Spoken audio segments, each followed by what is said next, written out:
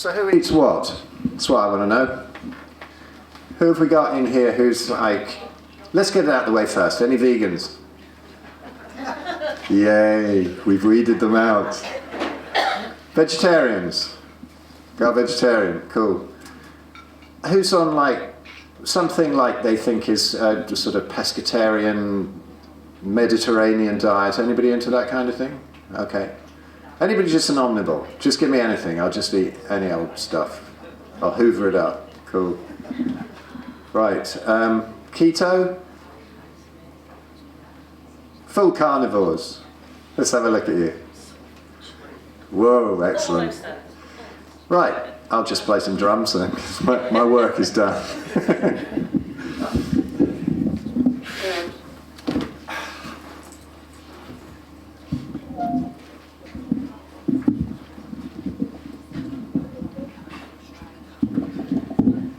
Sorry for the rustling around for a bit. Here we go.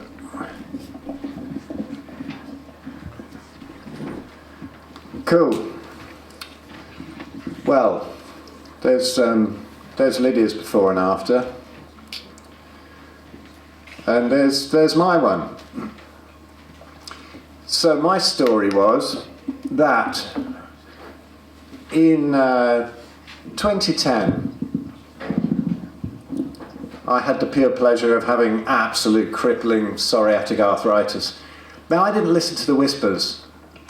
This is the problem, I think, with the medical system at the moment, is that they don't... Say you go to a shaman, you're in a tribe, and you say, hey, you know, I had this dream, and this was happening, and that was happening, and I had this slight interaction with something. They might work with you. You imagine going to your GP with that. They'll go, bugger off and come back when your leg's falling off, right?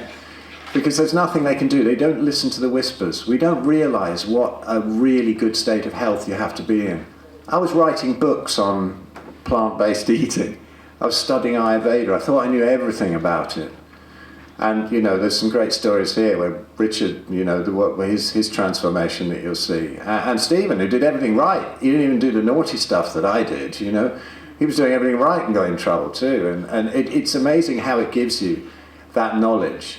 You know, the book that I wrote, Arthritis, the Best Thing That Ever Happened to Me, is because sometimes you need such a crazy wake-up call before you actually take notice. And we don't realise these creeping things that happen over the years.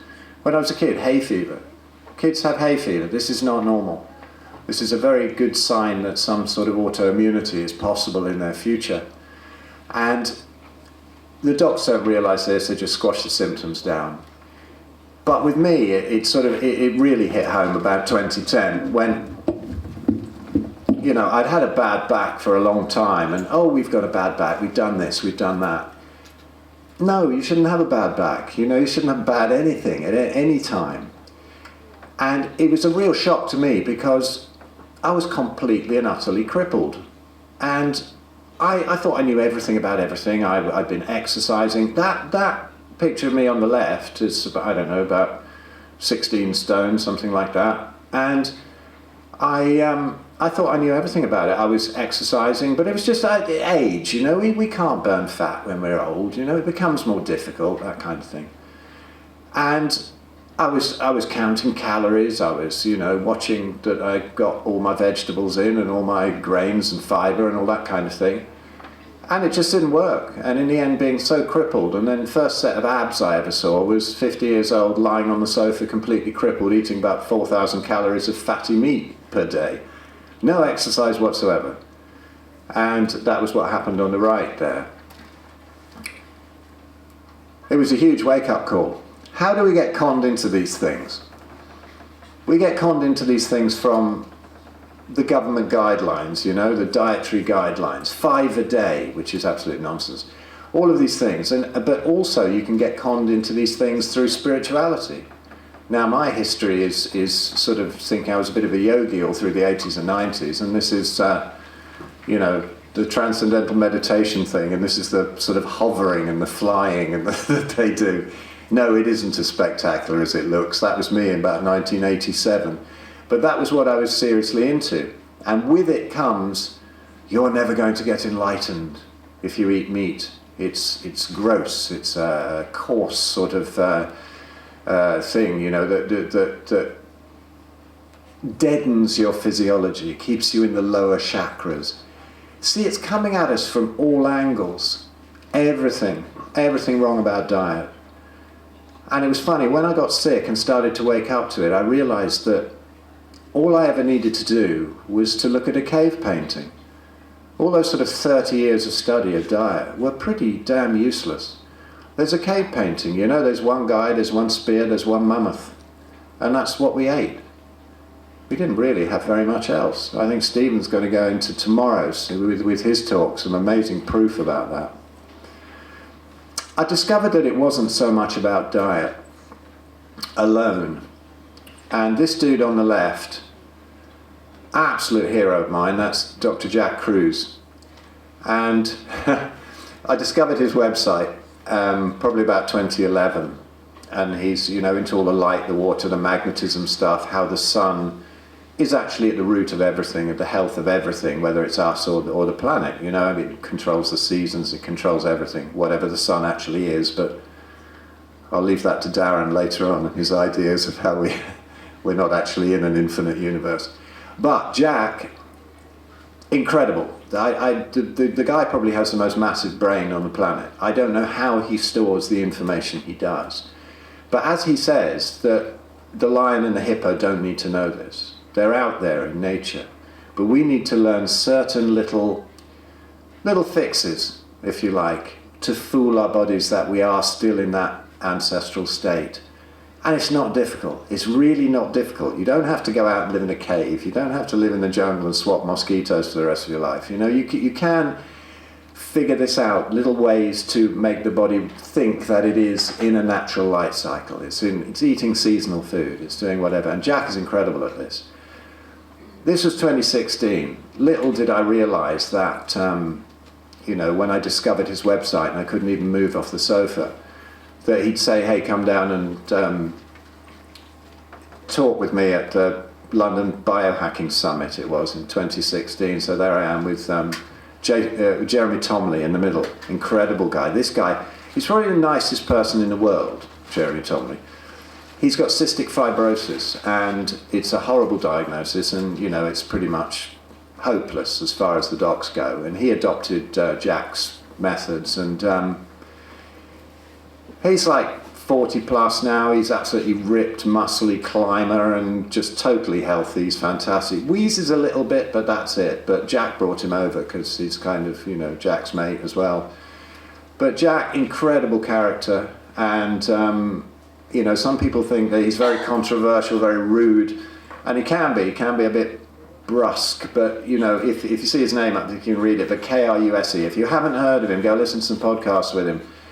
It will absolutely blow your mind, although I will guarantee you'll probably only understand 10% of the podcasts I have. You know, I've got one with him. If you put my name in his, I kind of keep him quite basic. I say, you know, talk to me like a 5-year-old. But he opened up to me the connection between everything, the whole quantum side of things. And we've got Sarah Pugh tomorrow, who is, well, she's Jack Kruse with a wig on.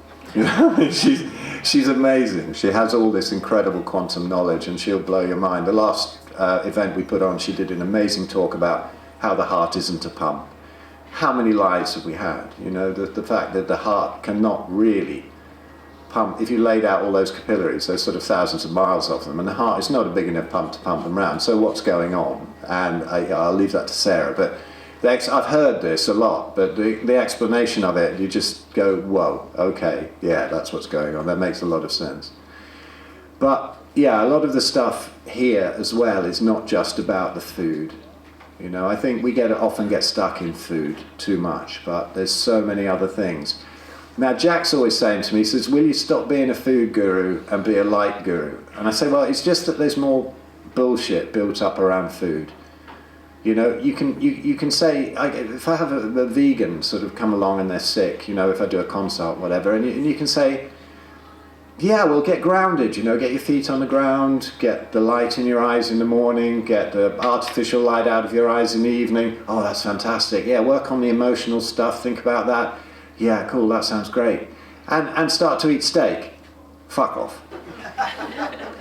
You know, there's so much built up around that, and then you have to do a month's work explaining to them why they've been poisoning themselves with all these plants. But I agree with Jack, but I think there is a real issue here that when people are really sick, and my sort of speciality is the autoimmune side of it, when people are really that sick, changing the bulbs for red in your bedroom or whatever is not going to really do very much. But really going keto, preferably full carnivore, can make a massive difference, a real massive difference. We've seen it so many times, the clients that I have, and Stephen and Richard at the back, the incredible healing stories that no doctor's ever seen. And it's such a privilege to see this stuff, but when you are that sick, this is a really incredible intervention. I'm sorry, Jack, you're a million times more intelligent than me, but it really is, it really works. And then, of course, do the rest of it, because sometimes I get people coming on carnivore, they haven't quite fixed, you know, they're this and that, and then you can see that they're not sleeping, they haven't got the circadian stuff together. There's a lot of sides to this. So what are the real myths about diet and health? This is what we've been told. You need your 5 a day. It's everywhere, isn't it? On anything that even has walked past a plant, it goes 1 of your 5 a day on the packet with the other ingredients, which, you know, you shouldn't be buying things with packets and ingredients.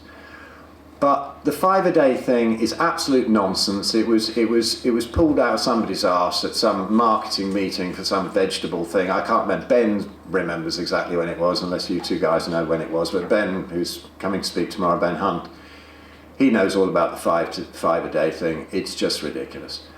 Eat less, move more. Calories in, calories out. How many times have you heard this? I've never moved. All those useless days that I spent, you know, getting up at 6 o'clock and doing an hour's ride on the mountain bike with a heart monitor going, am I exactly in the fat burning mode? It doesn't work like this. It really doesn't. The miserable people that you've seen jogging, you know, along the road, nobody really seems to like it. Mountain bikes are great. You carry them up a mountain, you come down the other side, and if you don't crash and kill yourself, you've had one of the best days ever. You don't use it for pounding around in exhaust fumes when you'd rather be sitting at home meditating or something, or having a bit of extra sleep, or just sitting out and grounding and getting some light in your eyes. This calories in, calories out has done so many people so much damage. And then they think they can burn it off. So they go down the gym, great, I can have a croissant and a sugary coffee or whatever on the way home, because I burned it off. Doesn't work like this. I don't know the biochemistry of it. These two guys do, though. If you really want convincing of it, go and talk to them about what absolute bollocks this extended cardio is. Meat causes cancer and early death. What, right. Any studies that you've ever seen mentioned about meat causing cancer, or anything else for that matter, the saturated fat causes heart disease. These are done on people whose idea of meat is a pepperoni pizza or a ham sandwich or something like that. It's not the old phrase, don't blame the burger for the sins of the bun. Say, oh, McDonald's is really unhealthy. People think, I'm going to go for a McDonald's. Yeah, it's naughty, I'll have a bit of meat or whatever. No, it's all the other stuff. You've got the grains, you've got the seed oils, you've got the Coke, you know, listing all the toxins in that, even in the potatoes themselves, never mind how they get that many ingredients in potatoes. If you want fries, get some of these guys' stuff at the back. They've got potatoes and it's tallow, and that's how it should be done, not in all the seed oils. If you want that with their great pulled lamb and beef and stuff later on. All these studies are completely confounded with utter nonsense. Don't let anybody convince you that this is, or if anybody is thinking of doing this and they say, oh well, it's been shown to be a type 2 carcinogen or whatever, grade A carcinogen, it's absolute nonsense. Refer it back to the ancestral lens. I'll come on to this. That's a good way to look at everything, and I didn't twig it for a long time, and I'm not as bright as Jack. I think I'm quite bright, but I did not twig this really simple way of probably 98% figure out whether something's bullshit or not. So high cholesterol is dangerous, high cholesterol in the body. This is an absolute con to sell statins. You want a real down low on this, Stephen's here, he's also got a book. You know, go and buy that and have a look and convince yourself, and then be able to convince your family. on all those relatives that you've got who are stuck on statins. It's dangerous. You probably end up with neurological damage and Alzheimer's. You really don't want to be taking that stuff.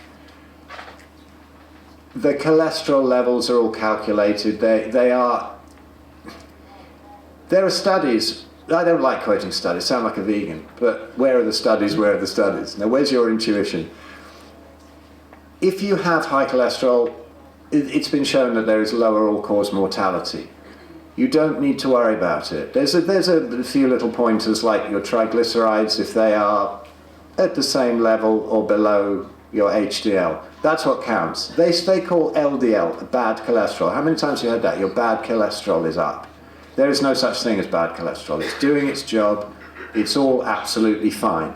The body is incredibly wise. It doesn't know how to work against you. So details on that, talk to these two guys because they're brilliant. And got to convince all your relatives of that. Get them off that hamster wheel. It's ridiculous. You need carbs. Well, I just got to look at my son, Peter. He's 9. I mean, he just doesn't stop moving. He's incredibly supple, fit, healthy. He really doesn't have any carbs. It's a bit of chocolate now and again. But breast milk and meat, nothing's ever happened. Nothing ever happened to him. Loss of energy, anything like that. What would the Inuit have done? Did they just sit there with no energy?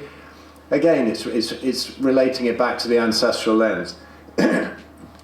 You need fibre. This is the question that comes when you're carnivore after what do you have for breakfast. Funny thing, what do you have for breakfast? I haven't had breakfast this morning, don't really need it. I'll get hungry at some point and I'll eat. Did our ancestors sit around in a cave thinking, I wish they'd invent Cocoa Pops? There's nothing to eat. No, they hacked a bit of meat off whatever they had, or they went out and hunted something else. There was no such thing as breakfast, lunch and dinner. This is another programming that we've had. You don't need the carbs for anything. We didn't have them most of the time. Through ice ages in the winter in the north, they weren't around. You need fibre. It keeps you regular.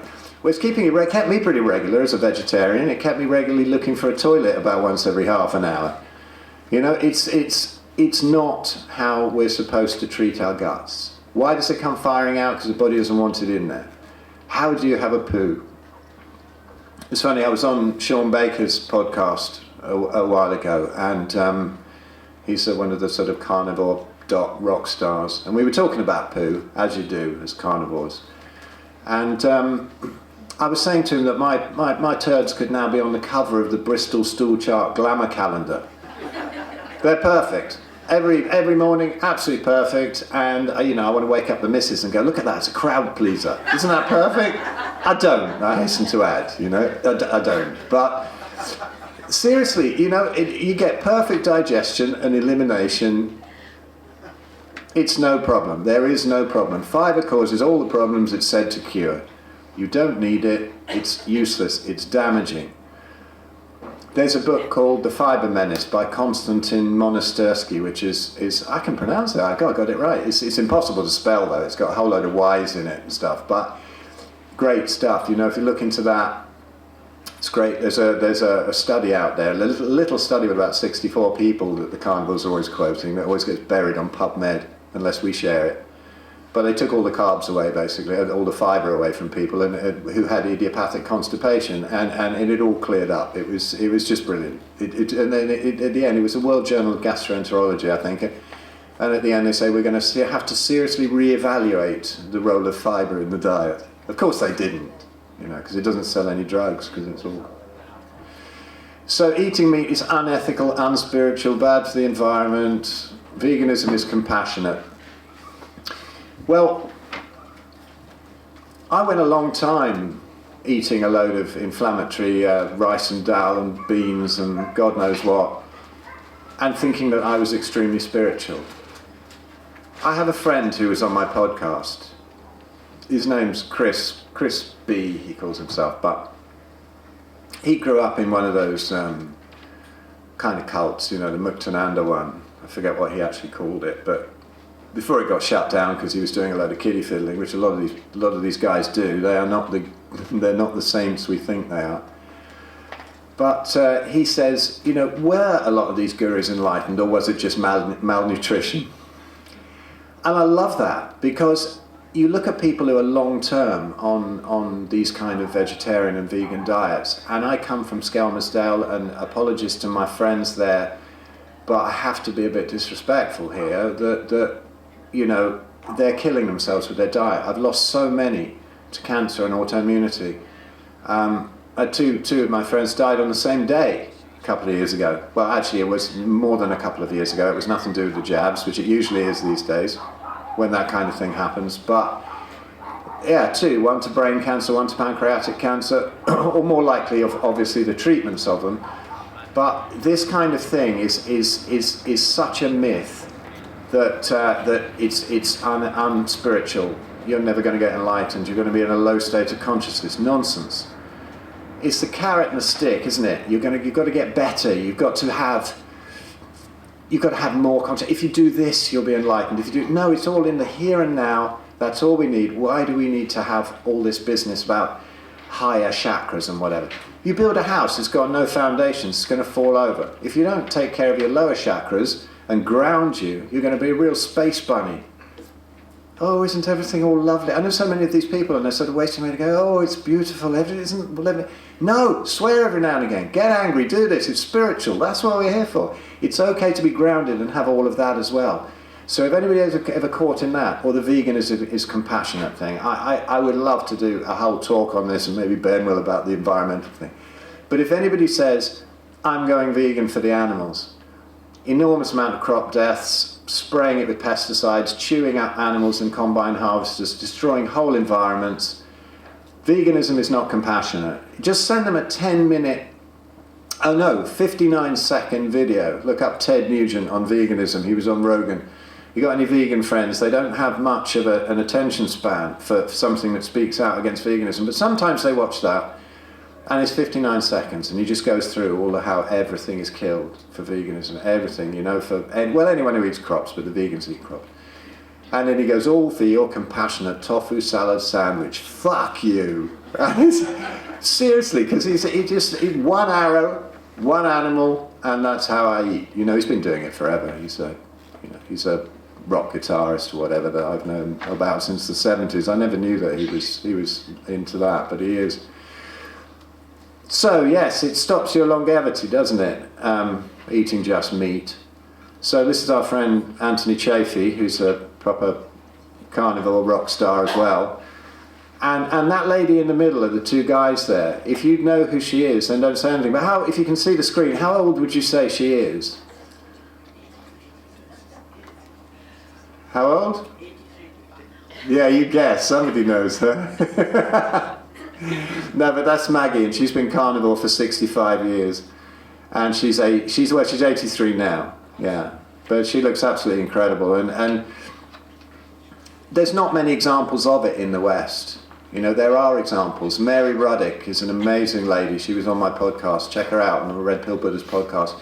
She was bedridden from veganism for years, and then fixed herself with carnivore, and now travels around all these indigenous tribes. And she's got a great picture of somewhere of her 6 generations. The old lady's 120, her daughter's 90, and so on down. And this old lady, she's not like a curiosity wheeled in a wheelchair. She's pogoing with the tribe. She's dancing. This is how we're supposed to be in old age, And if we let things go too far, it's like I feel great. I feel really young, except for my right wrist and my left knee. They're about 150 years old at least, because I made so many mistakes. And I love to see people catch things early so that they don't make these mistakes. And Maggie, she's lived out on a farm, eating, what she produces. She's had like 11 kids on her own without going to hospital. And you want to hear about how important that is. And, from birth, Nikita will be speaking this afternoon, Nikita Stark. Luckily, because she just broke down at a services near Birmingham. But the RAC have got it going again, thank God. So here's the thing. How do you weed out this bullshit without knowing all of this science and all of these papers and all of the exact biochemistry of the human body? It's really kind of simple. you look at it through the ancestral lens. And there was I think his name's Anthony Fazey, is it? Who was on Anthony Chaffee's podcast recently. But he had a great game that he plays. Name an animal in the wild that doesn't have an optimal diet. How many times have people said, oh, we're all different. Some people do great on veg. No, they just got better redox potential and it doesn't kill them so quick. Which animal doesn't have an optimal diet? Is there a lion that says, do you know what, I'm not having that antelope, I think I'll have a little quinoa salad or something? It doesn't happen. They know what they're supposed to do. There's nobody with a placard saying that they shouldn't do it, or that their animals are farting too much and causing some sort of imaginary climate change. All of this nonsense. So is there an animal that eats a multi-ingredient diet? Well, yes, of course. Some ruminant animals, they'll eat different grasses and whatever, but does a lion sort of kill an antelope and they go, I need a little bit of wild boar with that, or I can't eat it. I don't have a balanced plate. I'm not eating the rainbow. It's bollocks. Name an animal in the wild that juices their food. Juicing's so healthy, isn't it? Oh, green juicing. Yeah, I've done that. I've been there. I've had the kidney stones. I'm not doing that again. Nothing as toxic as juiced spinach. It's probably about the most toxic thing you could ever possibly have. And yeah, the agony. So, an animal that goes for a jog. Get out, I think I'll have a little jog. You have to lose weight. Maybe you don't get fat animals, do you, in the wild? Apart from the ones that are supposed to have fat on them. Name an animal that sees blue light after sundown. Oh, I'm not sleeping right. I need to take some sleeping pills. Oh, I tell you what, I'll overdose on melatonin. Don't take stuff that your body already produces. You'll squash down its natural ability to do it. Get out in the morning, get the light in your eyes, reset that system. Get the light out of your eyes in the evening. We have 3 snakes. We've got a royal python, a corn snake and a boa constrictor, and they've got like LEDs in their thing, but we put them on very low, just red LEDs. That's all we got in the living room at night, and then the rest of the house probably doesn't have anything on in there. It's very, very dark in our house, and it's lovely. I go in somebody else's house with those LEDs blaring. I don't know how they can survive in there. I go in the evening and it's like, whoa, I just don't know how they can stand it. It's very, very uncomfortable. Particularly when you get used to not doing it.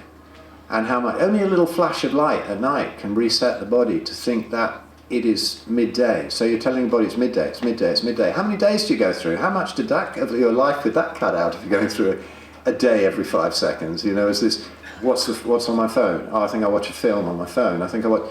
Yeah, I will. I might have it on airplane mode. If I wake up at night, it's all red, really dark red, on airplane mode. Maybe I'll listen to a little bit of a podcast if I can't get to sleep. But it's not like you have to go and get rid of all technology. Just learn how to use it. Name an animal in the wild that wears shoes.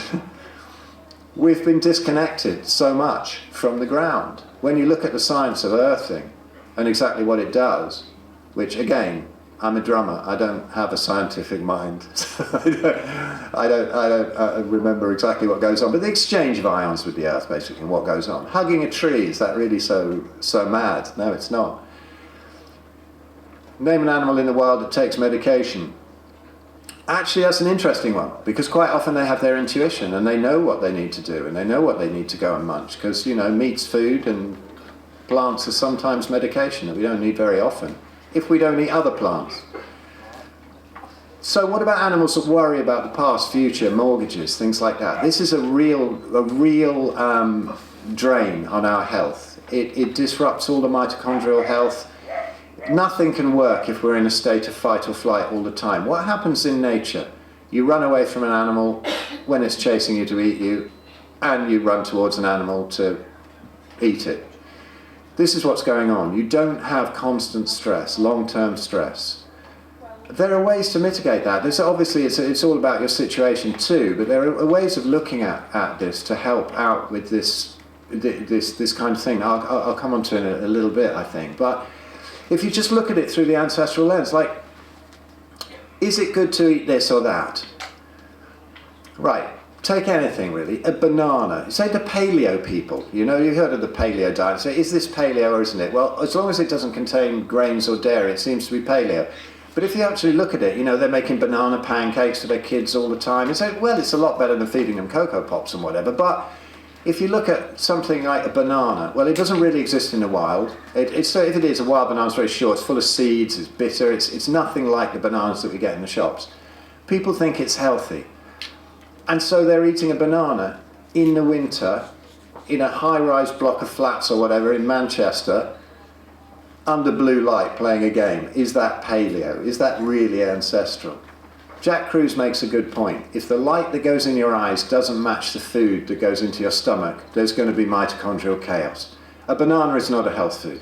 If you're living in the sun, you pick it off the tree and you eat a banana now and again, and you're healthy, it's not going to do you any harm. But a banana in the winter, if you're diabetic and you're under blue light, no, this is not a health food. You don't want to be eating this stuff. What is the human diet in the wild? Well, it's interesting. When I was talking to Mary Ruddick on the podcast about this, because she's actually going to live with these people, and you get the vision that it's like a Garden of Eden. There's fruit growing all over the place. You've only got to look at a couple of episodes of Naked and Afraid, where they send these people naked into the jungle. You know, has anyone ever seen this series? It's addictive. They send them in with pretty much nothing, maybe a machete and a bowl to boil some water in, and a fire starter or something, otherwise they have to do the old stick thing, and some of them get in some terrible trouble. But a lot of the time they get in trouble because they eat some of the plants. You know, there's like 99% of the plants out there will put you in hospital or kill you. So why is it that, you know, broccoli is so good for you? We'll come on to a little bit of that, the toxins. But there is nothing, if you're out there, even at the equator, you can't survive on plants. Even if the human body was designed to, which it's not. You can't survive on plants, there's not enough around. There's some fruit that is nothing like you find in the shops. It's smaller, it's bitter, it's probably covered in bat piss, and the monkeys get it first anyway. And you see when they go into the jungle, they try and eat this stuff. They're the ones that get stretchered off.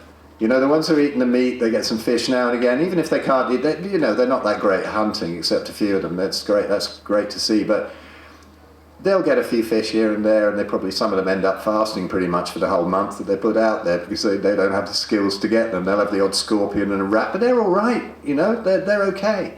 But the ones who eat the plants are the ones who have the problems, and you know, the med team gets called in.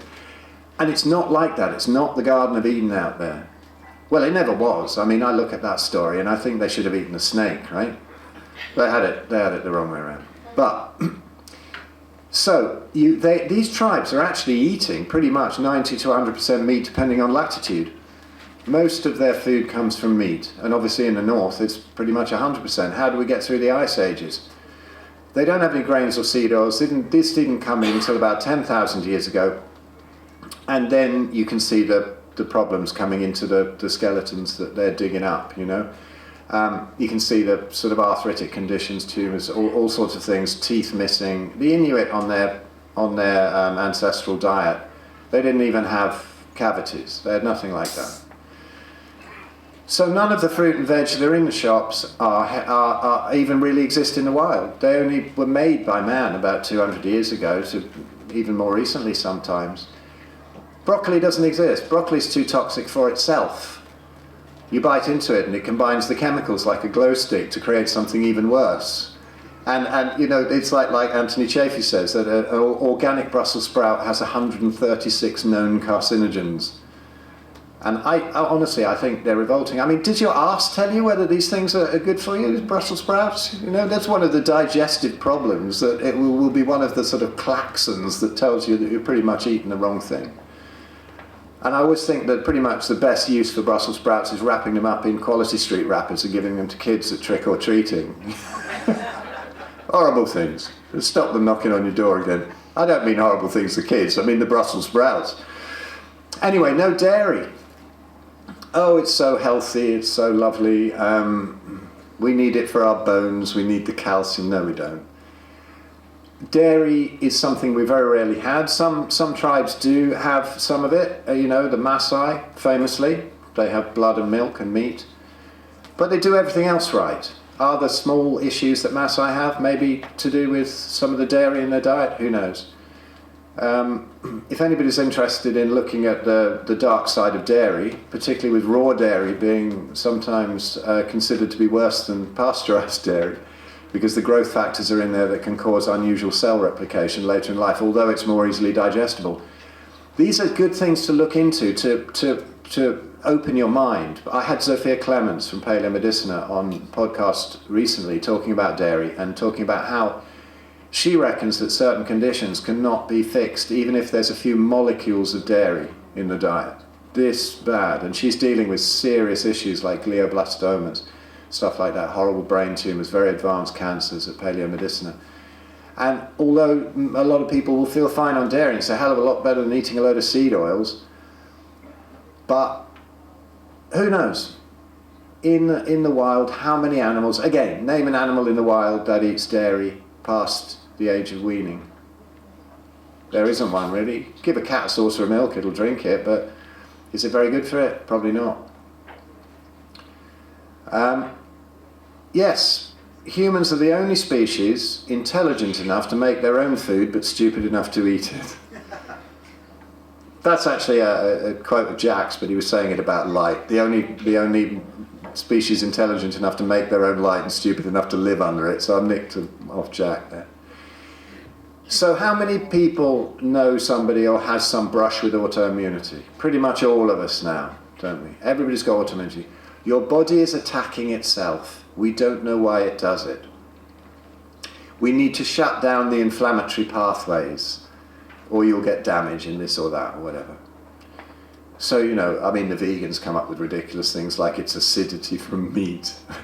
The body doesn't work that way. You need an alkaline diet. You need everything to be alkalized, and this is not how the body works. If somebody starts off on that, that's a reason not to take them seriously with their knowledge about human physiology and diet. It doesn't work like that.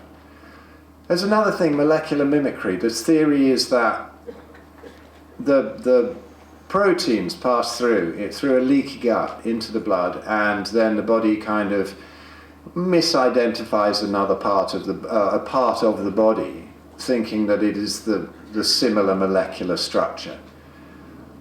It's kind of possible that might be a component of it, but I really like Natasha Campbell-McBride's take on this. And again, I did a podcast with her recently, and if anybody wants to hear it, it's the most brilliant 20 minutes. My first question to her, what is autoimmunity? And she is so eloquent, she's incredible.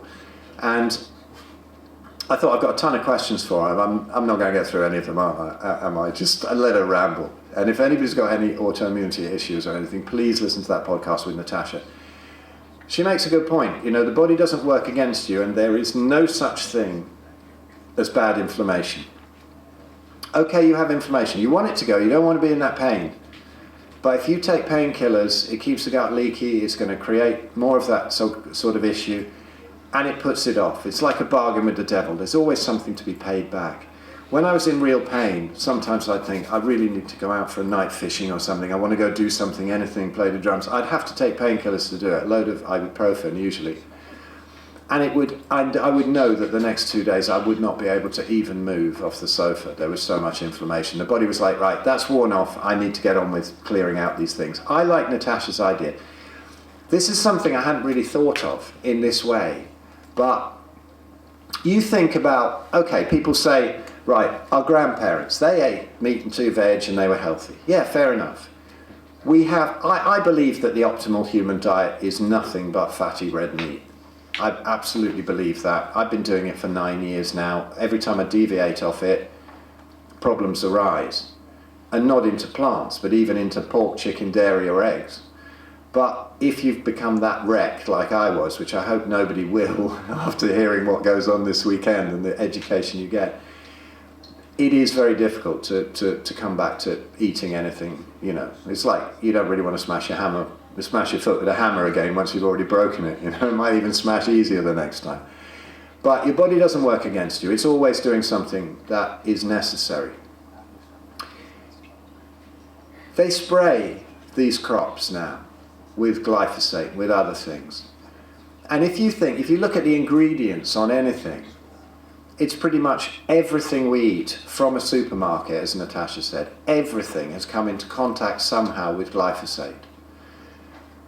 It's a broad spectrum antibiotic. We always want to, once we learn, you know, one of the first things we learn, as Lydia was talking about, the dangers of antibiotics. You take antibiotics, it ruins your gut flora. Everybody knows that, you know? But how is it if you're going to the supermarket and everything you eat has come into contact with that glyphosate? So you're getting these small doses of a broad spectrum antibiotic all the time. And that is what Natasha reckons is at the root of a lot of this autoimmunity. Because our guts are leaky, we can't deal with a bit of broccoli anymore. It's not that broccoli, although there are toxins in plants, it's not that it was that healthy. We don't need it. There's nothing in broccoli that we need. Nothing. And I think it tastes revolting. I mean, it used to taste nice with a load of butter on it, but I mean, a flip-flop tastes nice with butter on, right? It's just great. But that's something to think of if you're still buying from supermarkets, anything. Even, she points to a load of the meat, you know, will have been feeding on stuff that's been sprayed with glyphosate. Obviously animals have livers and you're not going to get anywhere near the toxins from supermarket meat that you would get from a so-called organic Brussels sprout, because also the organic label is a bit of a con these days.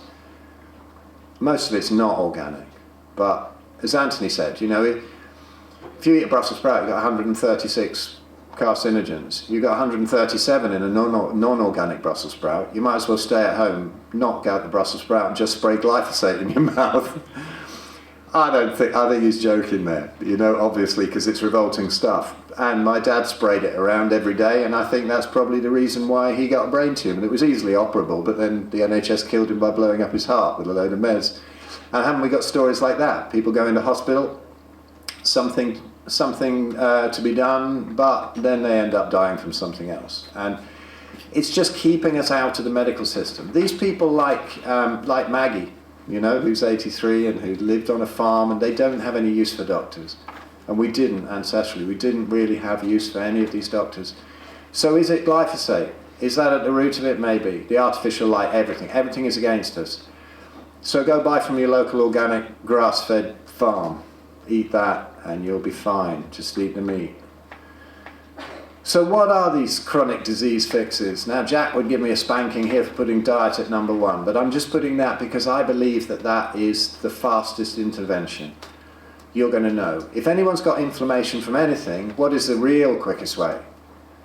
Dry fast. Don't eat, don't drink. Do that for 3 days and inflammation will come down massively. But eventually you've got to drink, eventually you've got to eat, and you need the building blocks. So I would say diet is the fastest fix.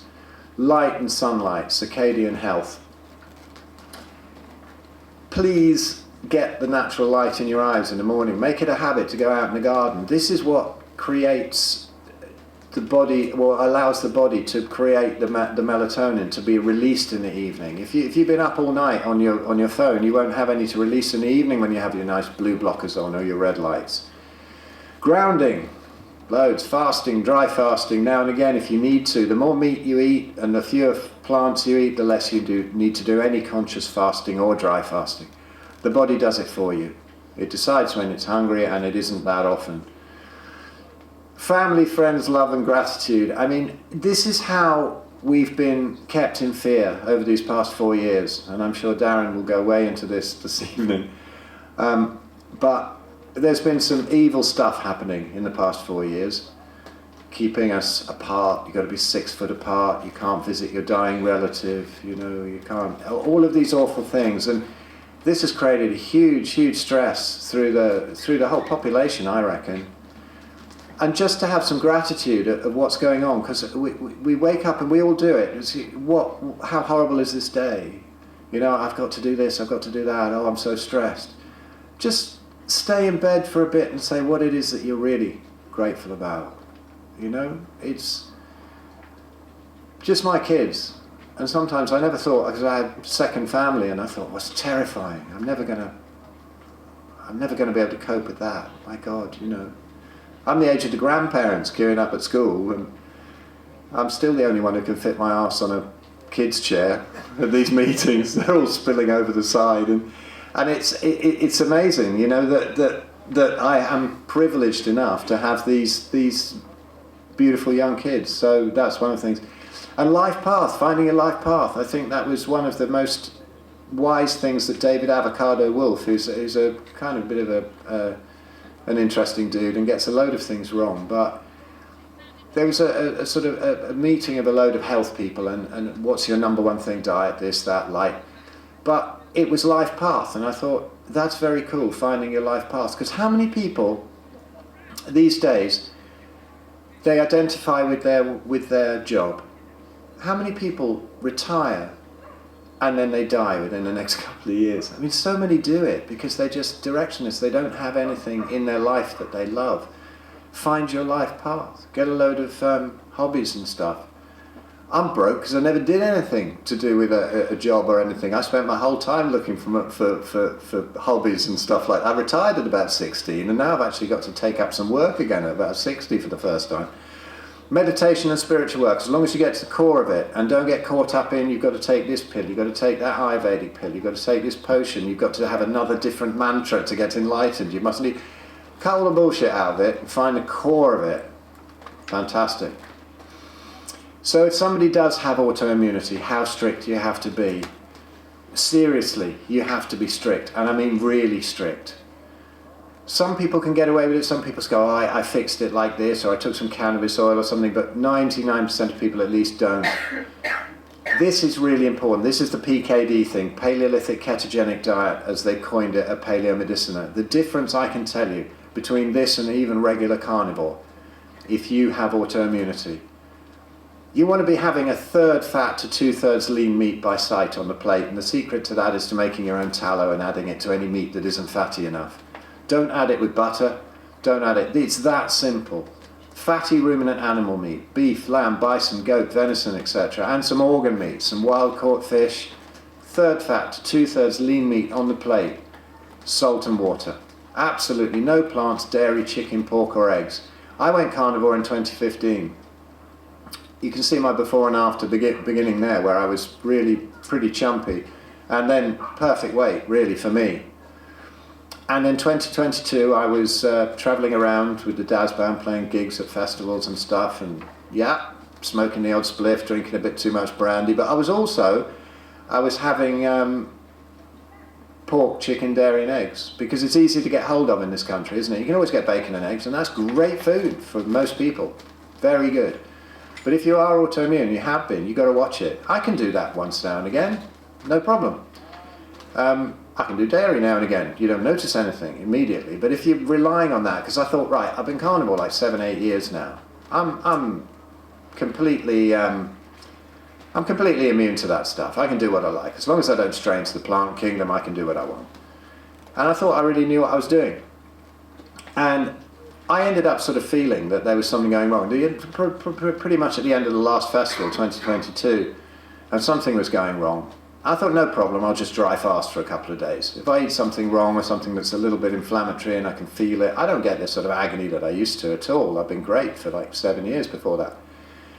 But I can feel it a bit, and it's just, yeah, I'll do a day or two fasting, and then it just totally allows the body to clear out whatever it's doing with that beautiful inflammation that is so necessary, as Natasha says. Don't squash it down.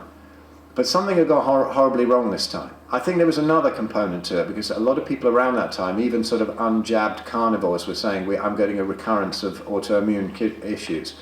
But I ended up completely crippled, couldn't walk, all the muscle wasted away on my legs. I was on crutches, and that embarrassing photo from 2022, it's like, that was actually now under 9 stone. And you see I'm on a crutch there. I could hardly walk. I thought, I'm never going to release that picture until at least I'm out of it. But it was confidence. I had absolute confidence then, whereas in 2010 I mucked about. Can I take some veg? Can I do this? Oh, I'll roast some veg. Oh no, I won't. Oh, I'll use coconut oil. I know, all of these little faffing things.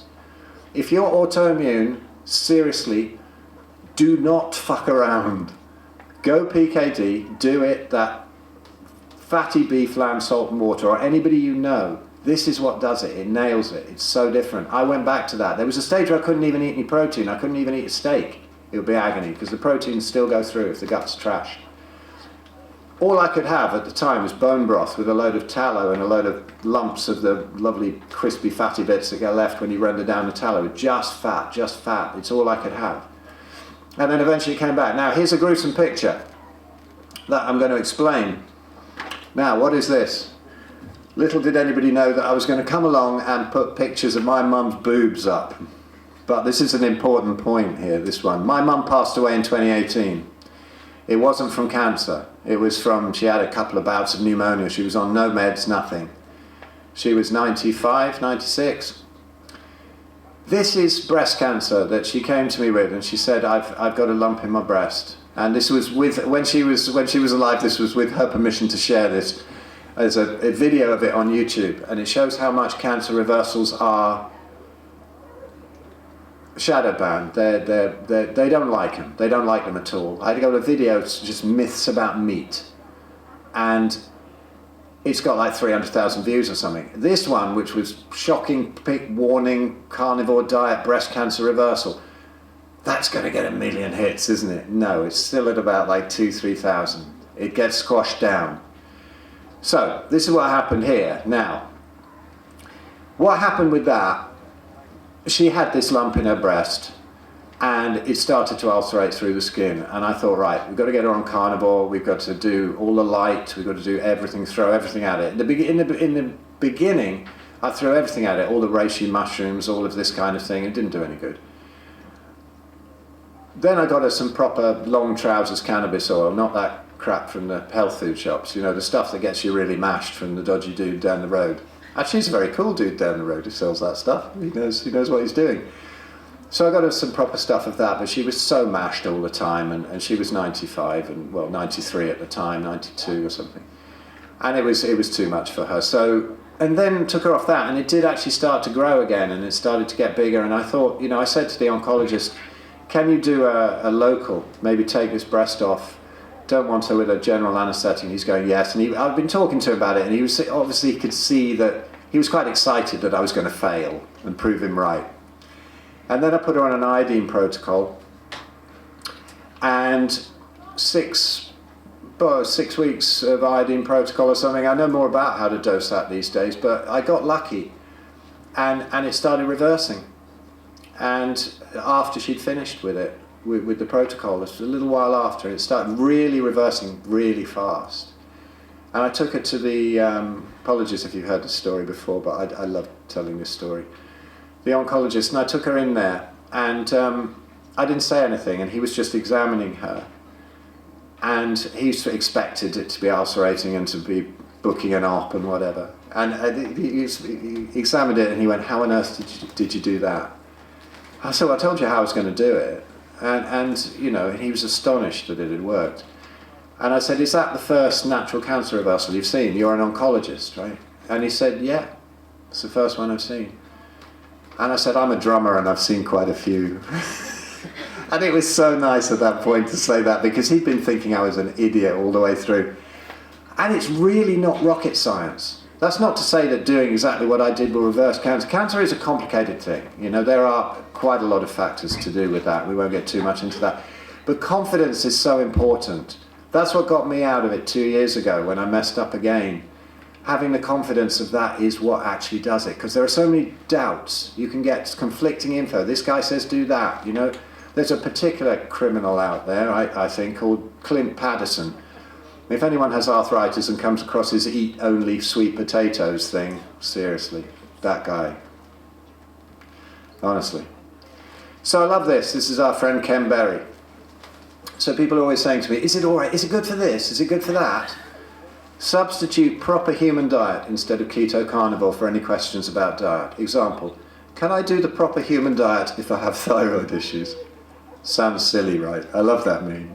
I think it's a beautiful one. Ken's great. If you want to follow somebody on carnivore stuff, Ken's got a great channel. Stephen's got a great channel. Richard's got a great channel. So how easy is it? How really easy is it to put this all together? It's not difficult. Daily routine. Gratitude on waking prevents dread of the day. Get outside. Get the sun in your eyes and on the skin. Bare feet on the grass. More sun at different times to tolerance. Get your body out in the sun. It does not cause cancer. You don't need any sun cream, nothing. Just don't burn. Although burn without sun cream will not cause cancer. There are ways that it could do with the sun cream though. But it pushes you into going into letting the rays in that might cause issues. Our body burns, right? But we've had enough. Put a hat on, put a shirt on, get in the shade. Don't be frightened of the sun. Get the body moving, but not long workouts, not these dragged out things. You do not need to go jogging. High intensity interval training, resistance training, stretching, rebounding, walking, get the lymph flowing.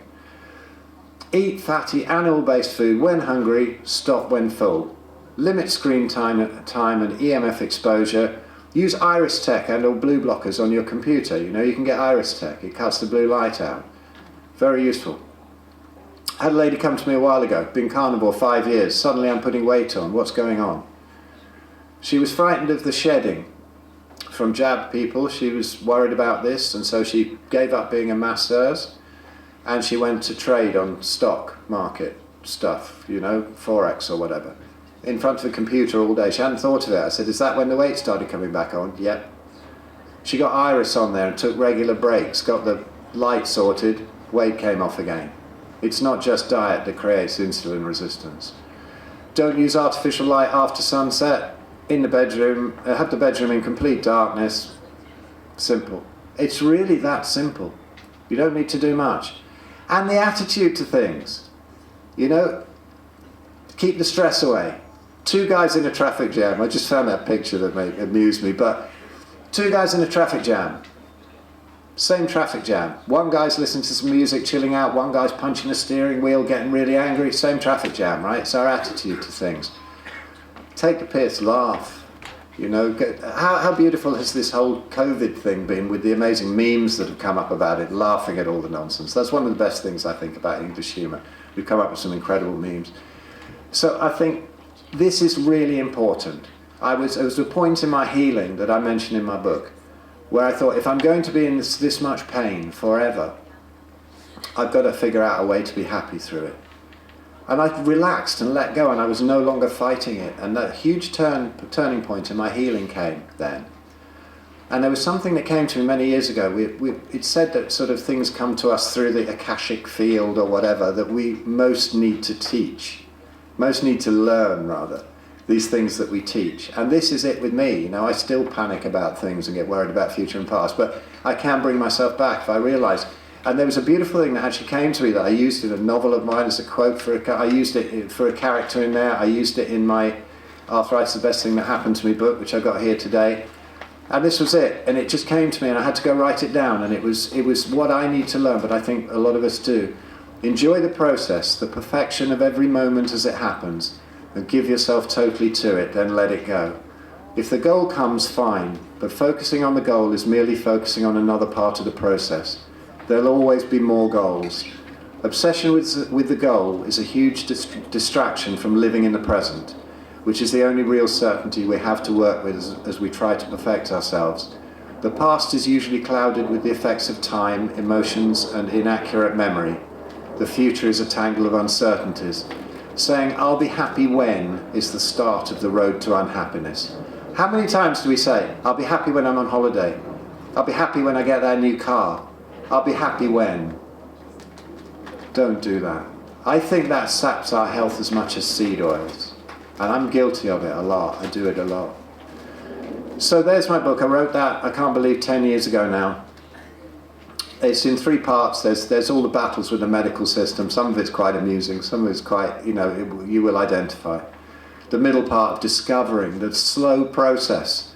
If I'd have heard this talk back then, I wouldn't have had to have written the second part of that. I'd have known what to do. But see how I sort of still struggle with it. I have a very, very open mind, but I still struggle with, you need your plants. You've got to have a little bit of healthy veg with your steak. And how it took me 3 years to heal that way. Don't do that. It half took a knee out, and then the episode 2 years ago took a knee out. I've got a lot of work to do on that knee. We wrote a couple of books. This is Ben Hunt did put most of it together, who's speaking tomorrow. I'm hoping he's bringing some of these. This is a Red Pill Revolution to show how we've been lied to and fooled on many, many levels over the centuries, and the Red Pill Food Revolution, which I think is one of the most amazing books written. I'm honoured to have been a contributor to that. But Ben's words, the way he writes it, the way he's laid it out, If anybody wants to see exactly what's happened and how we've been fooled about and taken away from our ancestral diet and what the hell's gone on with food, this is not an eat meat, this is not a carnivore book or anything. I mean, obviously it condones that, but seriously, the history of food, blow you away, that one. If anybody fancies getting onto Ben's and my Big Fat Challenge, it's still up there. There's a whole load of resources, bigfatchallenge.com. So much stuff in there. And we used to do Big Fat Tribe calls. I do them now for people supporting them in a tribe. It's so important. It's often much more inspiring seeing somebody 3 months down the line than somebody years down the line, right? Oh, I remember that, it was just last week, and then, oh no, and that's cleared up now, and oh, I'm going through this, and it's great to see the support of people as they're transitioning, and the gut bacteria transitions, and you get weird things happening to start with. Some people are great, some people aren't, but to share those things and get on that. But all the resources are in there, Big Fat Challenge, that's still up there. And that's it, that's my philescott.com. If you want a consult, you can find that. If anybody wants to talk to me about autoimmunity, I think I have a really good angle on this. And if there's other things in the sort of scientific area, I'm always referring to my friends, who have more knowledge in that. And I know all the people that would be able to be ideal to send them through for sort of finishing off. But think of me as a kind of a GP on this. But with autoimmunity, I think there's nothing that can beat having been through it. And knowing exactly what does what. Now, I'd like to go back to that one. If I go back to the play bit. So, what's actually going on this weekend? Some people have asked me. So we got Janice on next. Please come and try this, because you'll be amazed at what actually breathing properly and oxygenating your cells can do. Give it a go. I was thinking, people do this, but they won't do the cold plunge. People were in the cold plunge this morning when I went, and I thought, you're brave. That's cool, that's great. People are in there. But try this. Now, Nikita, hopefully she's not broken down anymore, and she's okay. But Nikita's talk, honestly. Oh, she's here! Yay, come up here. Brilliant, she got here. That's fantastic. So Nikita's there. Seriously, Nikita's hilarious, entertaining, but also real shocking at exactly what goes on in obstetrics. What is happening to our kids, what's happening to the mothers. You will be shocked. Anybody in this room was born? It's relevant to you. You don't have to be pregnant or thinking about getting pregnant. And men cannot get pregnant, despite what they're telling you. Then there's Daz. Daz is, he's a character. He's amazing. He's such a good friend of mine. He runs the Light Paper. If anybody's seen the Light Paper in England, and abroad.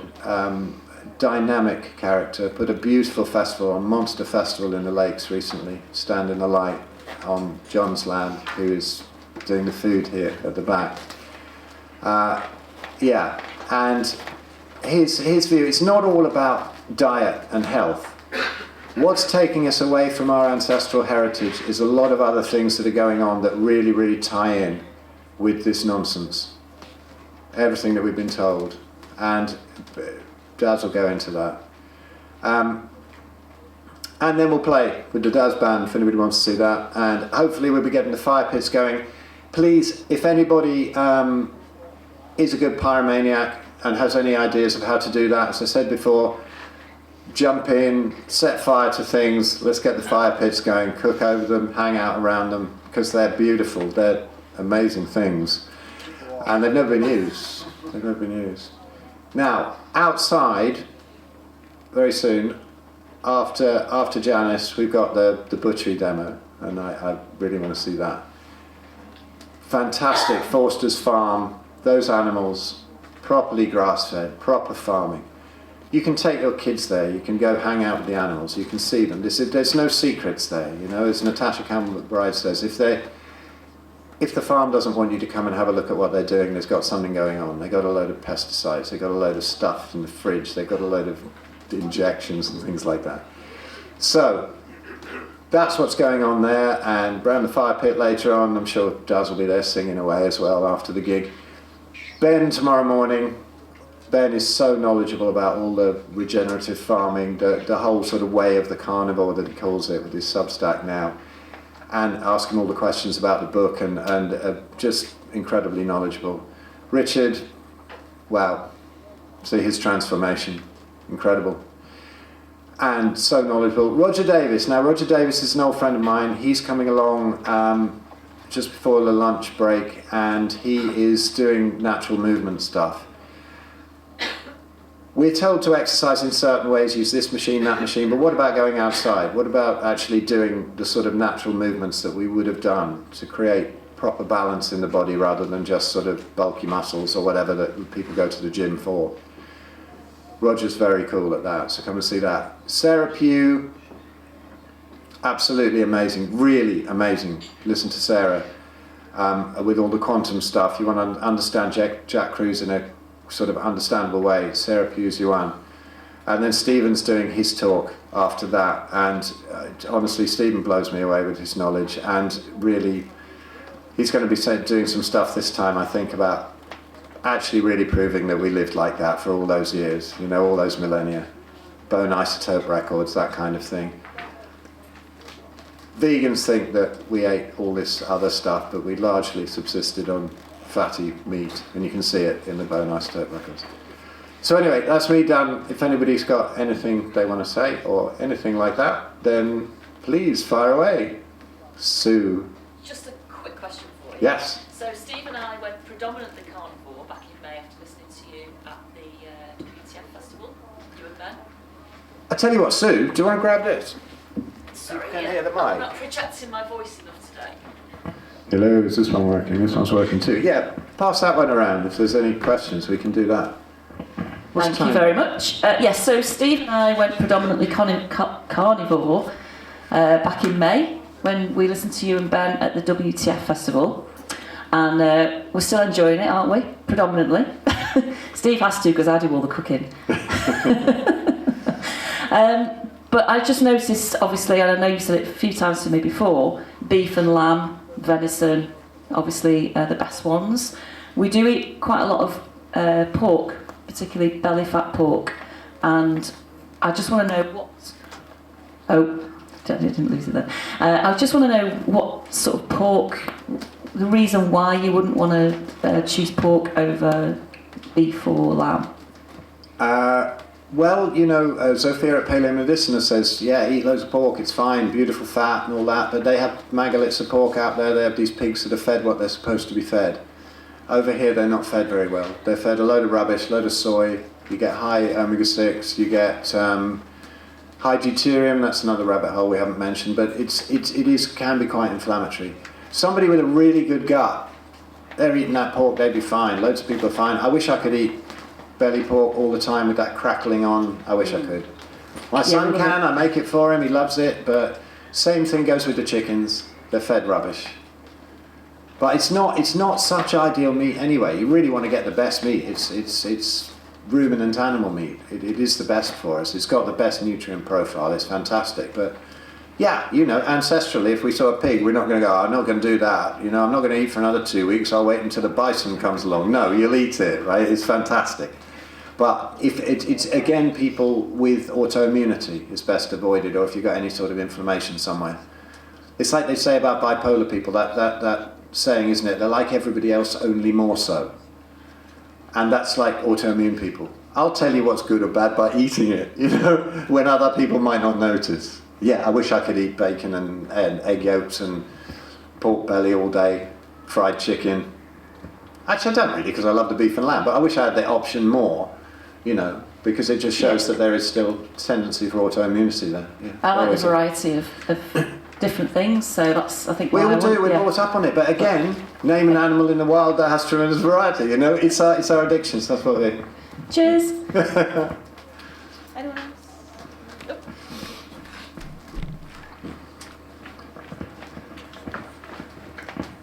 Hi there. Hey. Yeah, I've come down from Scotland. My name's Ali. With my beautiful partner. She's got her own journey and quite remarkable. I'm an ex-farmer and an ex-agronomist. So I used to live in New Zealand and work on a 4,000 acre fresh produce farm. I stopped doing that after I won't take up your time, but I stopped doing it because they were spraying 9 spray regimes onto a lettuce before it was taken to the supermarket. So when I grew up on a farm in Scotland, we had an organic farm, beef and sheep, and then I went to Harper Adams and did agriculture, and then travelling the world that I've done and living in New Zealand for 13 years, got into doing the farming over there, and I just wanted to sort of confirm to everybody that what Phil said is correct. The sort of feeding regimes for a lot of animals commercially is not good whatsoever.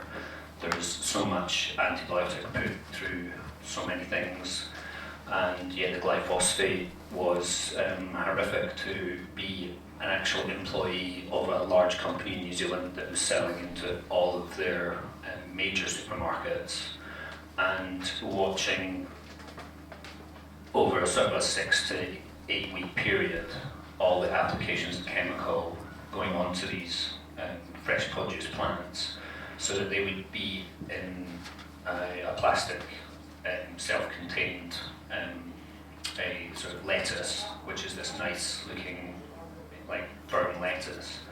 But if you actually had any idea of how much chemical was put on those plants, you wouldn't touch them ever again. And I used to do it for a job, and I apologise to everybody. I don't touch anything like that again.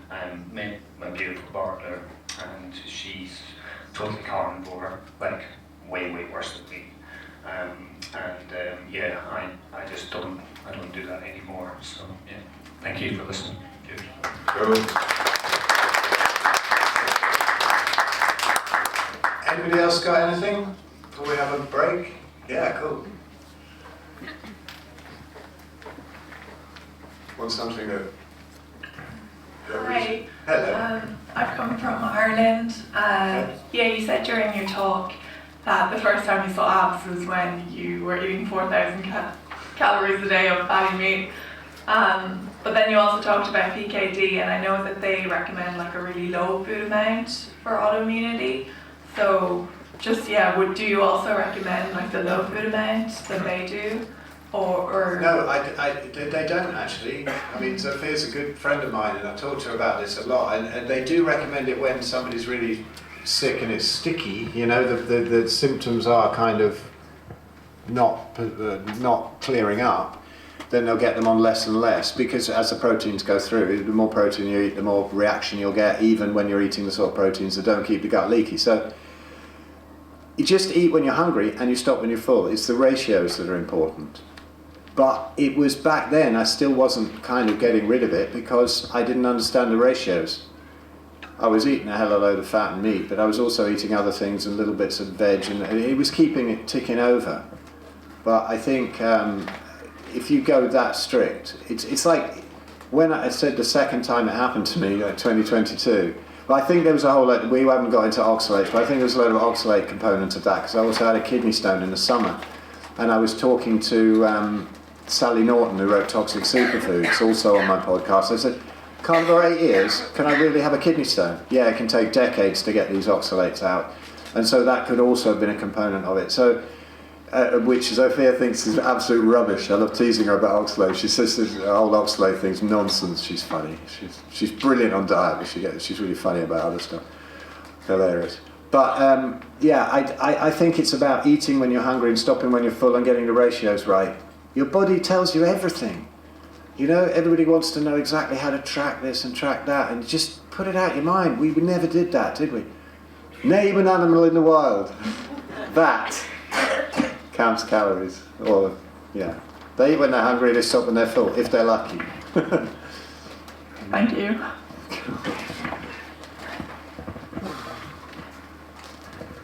Hi Phil. Hello. I've come up from Newmarket, Suffolk to be at this event. I'm trying to dabble a little bit with going carnivore because I've been labelled with severe arthritis in my knees, waiting for knee replacements, and I've also been labelled with arthritis as well. So I've been eating lamb cutlets.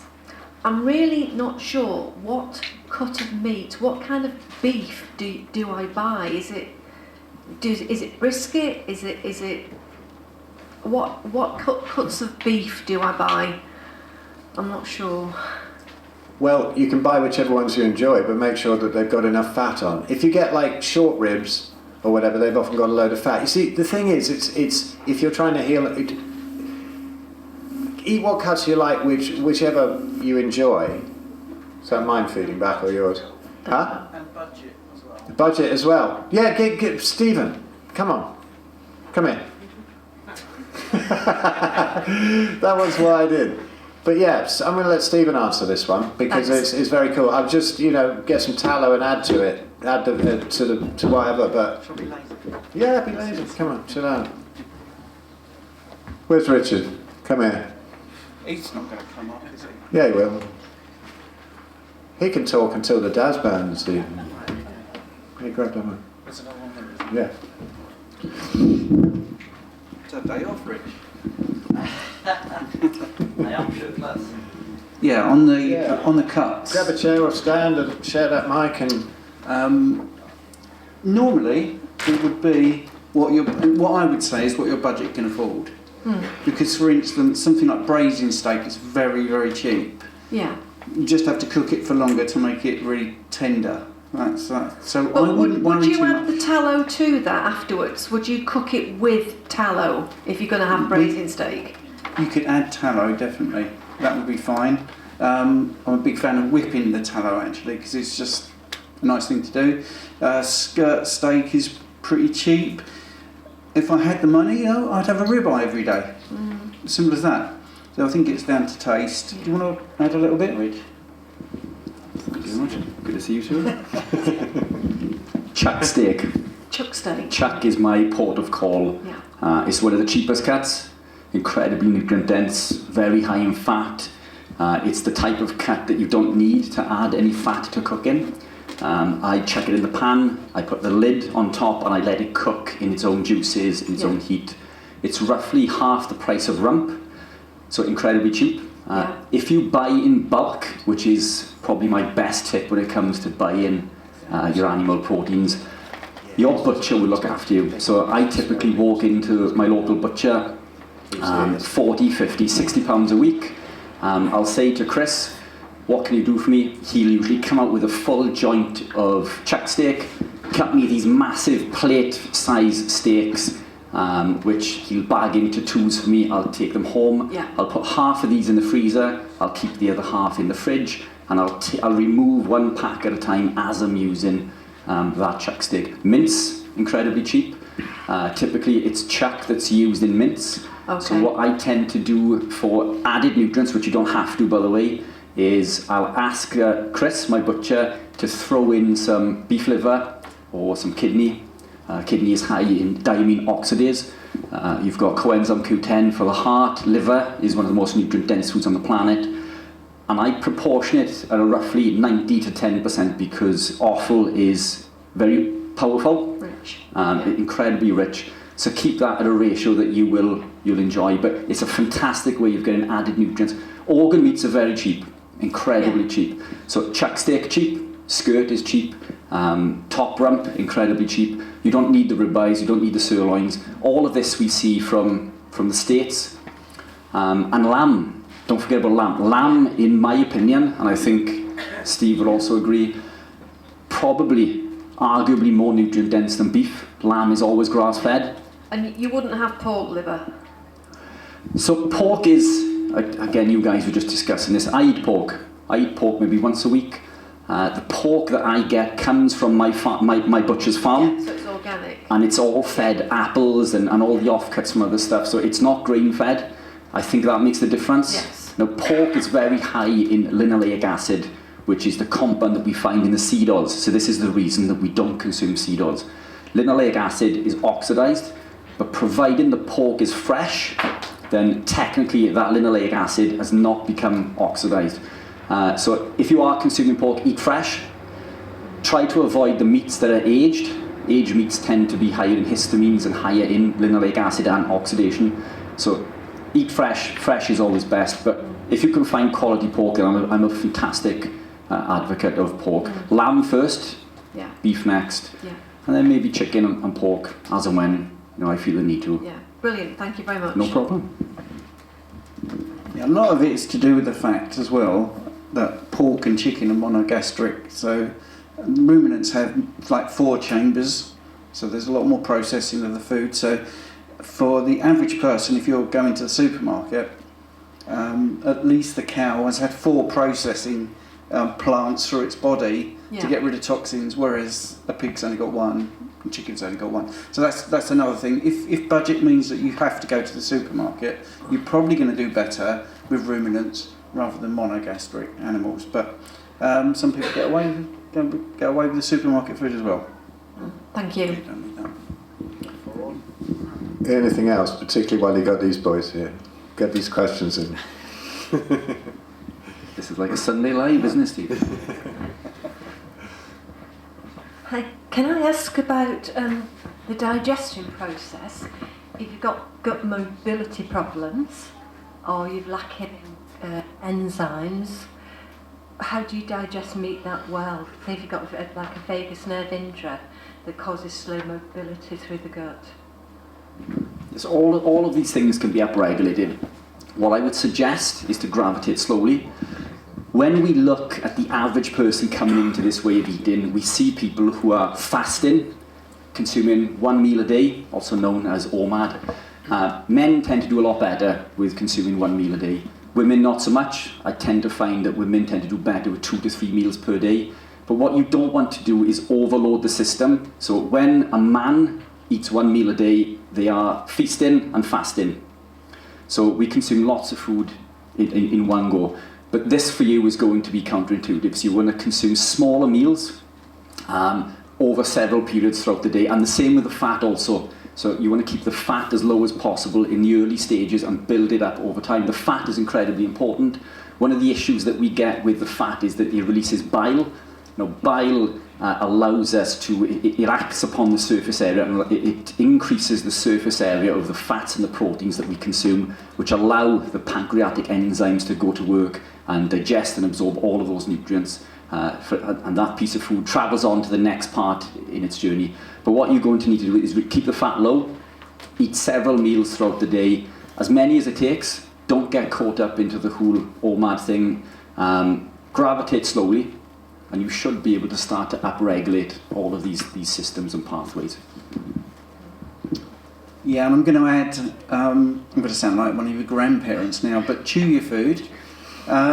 Actually, anything you can do to help the digestion before you start, and I know it sounds really corny, is just sort of look at it, look forward to it, chew it, because the mechanical digestion will be really good as well. That gets some breakdown of the food that you're eating going before it even hits your stomach. I think try not to drink water while you're eating, so you don't want to dilute everything. Then afterwards as well, actually get up and have a walk. So the motility of your stomach is going to be improved by a little bit of exercise. So you've had your meal, you've looked at your meal, you've chewed your food, then you've enjoyed the food, digested it, go out, 20 minutes walk, and I think that will help as well. One other thing to add to that, zinc supplements and taurine can help with the digestive process also. Zinc is found in high quantities in the meat itself, but adding zinc to the diet will help with the acidity within the gut, and that will allow that digestive process. Same with taurine. Taurine's an amino acid also found in the meat, but if you add those into the early stages, this is all going to help upregulate those pathways. You can supplement with bile salts, but the issue with doing this is that you're suppressing your body's natural ability to build these up. So I think there's a place for them, but my port of call, if you are looking for supplementation, is zinc and taurine. Anything else to add, guys? That's great. Cholera is good for motility. I don't know whether you can get that at Holland and Barrett, though. Any more questions? It's break time. Come on, We guys. good? Excellent. Well, we'll have a little break, and then we will. If anybody wants to come back and get physical, come and check it out. Get Janice set up with everything she needs. So if, wander about and have a little break, stretch your legs. You want to do that? Brilliant. Whatever you like. Cool.